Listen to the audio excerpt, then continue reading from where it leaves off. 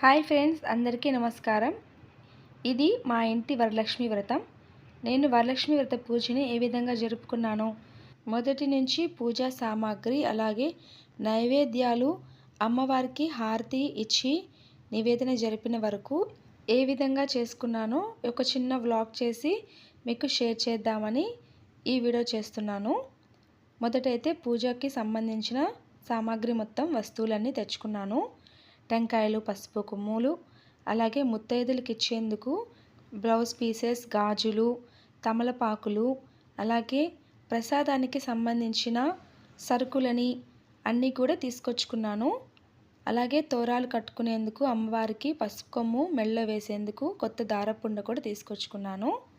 ఇవన్నీ కూడా నేను ఒక్కటే ప్రత్యేకంగా వెళ్ళి ఏమేమి కావాలో అన్నీ లిస్ట్ రాసుకొని వెళ్ళి మర్చిపోకుండా తీసుకొచ్చుకున్నాను అనమాట. అలాగే అరటి పిలకలు కూడా తెచ్చుకున్నాను. అమ్మవారి వ్రత పుస్తకం ఒక దగ్గర మనకి అమ్ముతూ ఉన్నారు. అది కూడా ఒక 20 రూపీస్ పెట్టి కొనుక్కొని వచ్చాను. ముందు రోజు గురువారం ఇవన్నీ పూర్తి చేసుకున్నాను. తరువాత శుక్రవారం రోజున ఇలాగా మామిడాకుల్ని గుమ్మానికి కట్టేసి దారముందరాలని పసుపుతో అలంకరించుకున్నాను. అమ్మవారికి పీఠం సిద్ధం చేసుకున్నాను. మందిరాన్ని కూడా ఏర్పాటు చేసేసాను.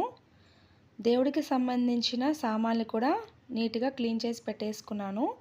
ఇంకా ప్రసాదాలు అయితే రెడీ చేసుకోవాలి. అమ్మవారికి మహా నైవేద్యంగా ముఖ్యంగా బెల్ల పొంగల్ చేస్తున్నాను. పాలు పోసి చేస్తున్నాను అన్నమాట. తర్వాత గుగ్గిళ్ళు, చింతపండు పులిహోరకి రెడీ చేసుకున్నాను. అలాగే గారెలు కూడా వేసేసాను.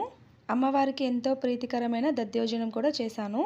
ఇంకా అమ్మవారికి తాంబూలాన్ని సిద్ధం చేసుకోవడానికి ఈ విధంగా ముందుగా ఒక ప్లేట్లో పసుపు, కుంకుమ అలాగే అక్షింతలు వేసి అమ్మవారికి చీర పెట్టుకుంటున్నాను అనమాట. అమ్మవారికి మొత్తం సెట్ని ఇలాగా పూర్తి చేసేసాను. తోరాలని రెడీ చేసుకున్నాను. అలాగే అమ్మవారికి తాంబూలాన్ని కూడా ఏర్పాటు చేసేసాను. వరలక్ష్మి వ్రతం మా అమ్మగారి ఇంట్లో అయితే మేము ఎప్పుడూ చూడలేదన్నమాట. మా అత్తగారి ఇంట్లో కూడా వరలక్ష్మి వ్రతాన్ని ప్రత్యేకంగా చేయరు. వరలక్ష్మి వ్రతం అప్పుడు మామూలుగా పటాన్ని ఏర్పరిచి ప్రసాదాలు చేసుకొని దండం పెట్టుకుంటాము. అయితే నేను రాజమండ్రికి వచ్చిన తర్వాత వరలక్ష్మి వ్రతం గురించి ప్రత్యేకంగా తెలుసుకొని కలశం ఆనవాయి లేకపోతే అమ్మవారి పటాన్ని ఏర్పాటు చేసుకొని వ్రతం చేసుకోవచ్చని తెలుసుకున్నాను. అప్పటి నుంచి నేను అమ్మవారికి వరలక్ష్మి వ్రతం జరుపుకుంటున్నాను. అలాగే మీరు కూడా అమ్మవారి గురించి వరలక్ష్మి వ్రతం గురించి తెలుసుకొని ప్రత్యేకంగా వరలక్ష్మి వ్రతాన్ని జరుపుకునే వాళ్ళు ఉంటే కామెంట్ చేసి మీ పేరు, ఊరితో సహా చెప్తారా? ఇంకా ముత్తైదువులకి తాంబూలాలు ఏర్పాటు చేశానన్నమాట. 5గురు ముత్తైదువులకి తాంబూలాలు ఇవ్వదలిచాను.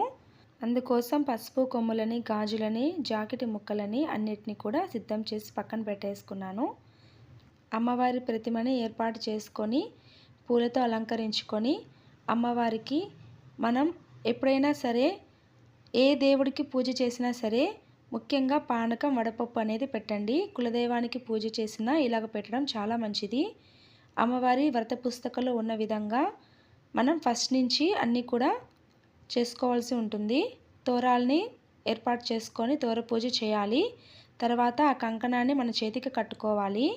కంకణాన్ని మన చేతికి మనమే కట్టుకోవచ్చు, లేదా మీరు భర్తతో కలిసి పూజ చేస్తుంటే మీ భర్త చేత కట్టించండి. తోరాలని 9 ముడులు లేక 5 ముడులతో ఏర్పాటు చేసుకోవాలి. 9 ముడులు అనేది విడివిడిగా కనపడే విధంగా ఏర్పాటు చేసుకోవాలి. తోర పూజ చేయడానికి వీలుగా ఉంటుంది. తర్వాత మనం తోరాలని చేతి కట్టుకోవాల్సి ఉంటుంది. ఈ వ్రతం అనేది స్వయంగా పరమశివుడు పార్వతీదేవికి బోధించాడు. శ్రావణ మాసంలో 2వ శుక్రవారం ఈ వ్రతం చేసుకోవడం చాలా మంచిదన్నమాట. కోరిన వరాల్ని కొంగు బంగారంగా నెరవేర్చే వరాల తల్లి వరమహాలక్ష్మి దేవి వ్రతాన్ని ప్రతి ఒక్కరూ జరుపుకోండి. ఎక్కువగా నైవేద్యాలు చేయలేకపోయినా అమ్మవారికి ముఖ్యంగా దధ్యోజనం చాలా ప్రీతికరం. అలాగే పాలతో చేసిన పరమాన్నం కూడా ఎంతో ప్రత్యేకం. ఒక్క నైవేద్యాన్నైనా పెట్టి పండ్లని పెట్టి అమ్మవారికి సమర్పించి వ్రతాన్ని జరుపుకోవచ్చు.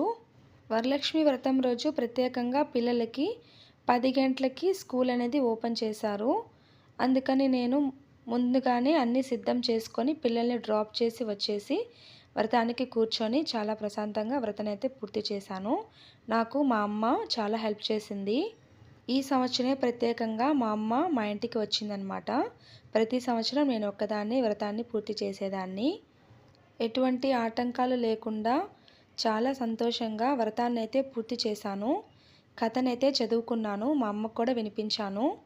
పెళ్ళైన తర్వాత అమ్మలు అనేవాళ్ళు ఇంటికి వచ్చారంటే మనకెంతో హెల్ప్గా ఉంటారు కదా, ప్రత్యేకించి చెప్పనక్కర్లేదు.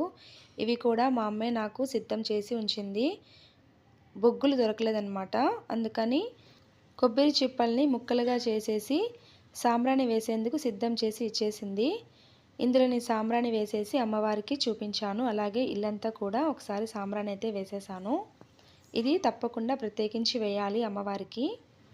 వరలక్ష్మి వ్రత పూజా విధానం, అమ్మవారి కథ, పూజా సామాగ్రి, కొత్తగా వ్రతం చేసుకునే వాళ్ళు ఏ విధంగా చేసుకోవాలి, వీటి గురించిన ప్రత్యేకమైన వీడియోలు మన ఛానల్లో ఉన్నాయి. లింక్స్ అన్నీ కూడా డిస్క్రిప్షన్లో ప్రొవైడ్ చేస్తాను, కావాలనుకున్న వాళ్ళు చూడండి. చివరగా అమ్మవారికి నెయ్యితో నివేదన చేసేసాను. మనం నెయ్యితో వంటకాలు చేసినా సరే చివరగా అమ్మవారికి నైవేద్యం చేసేటప్పుడు ఇలాగా నెయ్యిని అన్ని పదార్థాలపైన వేసి అమ్మవారికి సమర్పించాలి. ఈ వీడియో మీకు ఎలా అనిపించిందో కామెంట్ చేసి చెప్పండి ఫ్రెండ్స్. నేను మీ Jyotsna Balasubrahmanyam. Thanks for watching.